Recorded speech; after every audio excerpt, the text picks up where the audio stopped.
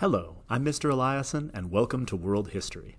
Today we're going to continue talking about trade networks, but as opposed to the overland trade in Africa, we're going to move on to the maritime trade of the Indian Ocean. And so we're going to look at Indian Ocean trade just briefly, talk about the kingdoms that were established there, and then talk about why Europeans wanted to break into this trade network so desperately, kicking off the whole age of exploration thing. So, here are our objectives for today. Let's dive into our story. One of the reasons that trade in the Indian Ocean is so effective is because of the weather patterns of this region. Because of the reliable wind and rain patterns known as monsoons, it was very easy for traders to, during the one period of the monsoons, take their ships from India to the African coast or even from Southeast Asia, and then from the April to September months, they could travel back to their points of origin. Because these winds were so regular, these traders could make a yearly trade route or a yearly trade journey, and these regions had been connected together for an incredibly long time. So this led to a thriving maritime trade network long before any powerful state got involved and started to take over. But of course, because there's so much wealth involved, the centralization and control of that wealth is going to lead to a number of powerful trading states in the Indian Ocean. Indian Ocean trade is relatively difficult. You can take a moment and pause to read this if you're interested in what it was like to travel these areas. But of course, societies learned how to do this and they became expert sailors and navigators. Along the Swahili coast in Africa, you've got a number of powerful civilizations cropping up. Generally, these civilizations existed in order to move valuable goods from the interior to the coast, where they'd be connected to these traders, and they would then take them back up to either the Arabian Peninsula, the South Asian Peninsula, or somewhere in Southeast Asia. We know that this trade work and the Swahili coast was connected to this whole system because Muslim coins from the Swahili coast were found as far as just off the coast of northern Australia. So we see a number of powerful trading states that interacted and connected to this network, again trading valuable goods and generating significant amounts of wealth. So we can see here the Kingdom of Kilwa was one of these valuable trading states, and they traded in a whole bunch of different goods, as you can see here. And this, of course, increased the interest of a variety of different peoples of getting connected into this trade network. The Great Zimbabwe was one of the more famous of these African states that existed to connect some of the interior African states with the trading states along the coast. They built fabulous walled cities and were a relatively advanced civilization until eventually they declined and collapsed.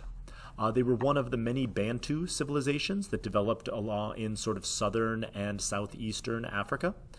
The Bantu peoples had this generations-long migration from their traditional homeland to the northern part of the Congo River Basin, and with them they brought advanced technology, advanced language, and other things, and then of course established these sort of civilizations.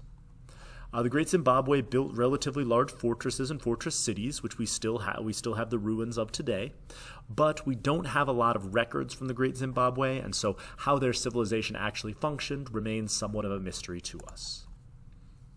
Along the Arabian coast, we also saw a lot of this trade.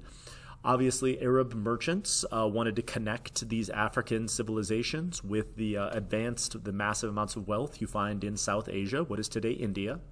And so it was predominantly, at least after the conquest, Muslim merchants traveling these areas. And in general, they spread not only wealth and goods, but also the religion of Islam, which became the predominant religion, at least in the northern parts of East Africa. And so East Africa has become predominantly Muslim, and that's because of these Arabian traders moving along these regions. They would also then take goods from the Mediterranean and move them across into the Gulf of Suez and then connect Europe into these trade networks. And of course, once the Ottoman Empire grew in power, they would be the ones who would dominate trade, at least from the Mediterranean side of this very complicated trade network. So as we said, with the spread of trade also came the spread of Islam, and this spread not only to the coast of North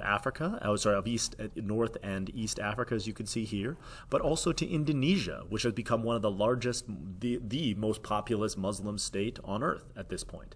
And so you'll see the religion of Islam spreading into all of these sort of areas and becoming, again, a very important and influential world religion. The kingdom of Srivijaya in what is today Indonesia, on the islands of Java and Sumatra, has become another one of these very powerful trading states. Srivijaya had built all of these, or had this sort of distinctive construction style for their temples, and so you see a lot of this construction in that sort of region, and they controlled the all-important Straits of Malacca here, which control trade between the South China Sea and the Indian Ocean on this side. The Srivijayans were able to significantly expand their power through mostly trade, although there was some military conquest involved in this whole process, and they were able to establish monopolies on specific products. And then by dominating these monopolies in the products that these regions produced, they were able to exert significant political power. So, as you can see here, they traded with the Chinese and then also merchants from a lot of other people. And so by dominating the valuable trade goods going into China, Srivijaya was able to become an important and powerful trading center. They also were one of the most powerful Buddhist states at this time, spreading the teachings of the Buddha. We've talked about this previously, but the growth of specifically Mahayana Buddhism here is mostly due to Srivijaya's influence. There's a whole bunch of different sects of Buddhism. We talked previously when we talked about Japan about both Zen and Amida, or Pure Land Buddhism. Theravada Buddhism is sort of the traditional Buddhist way where you have to go and be a monk in order, or most people who would follow this way would go to be a monk in order to achieve enlightenment.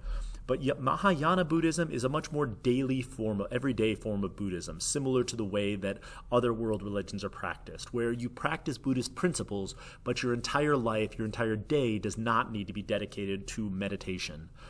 And so, because of the growth of Srivijaya, we saw this sort of everyday Mahayana Buddhism spread across the world, and Buddhism became one of the world's great religions, following the Four Noble Truths that we've talked about before, and of course the Noble Eightfold Path.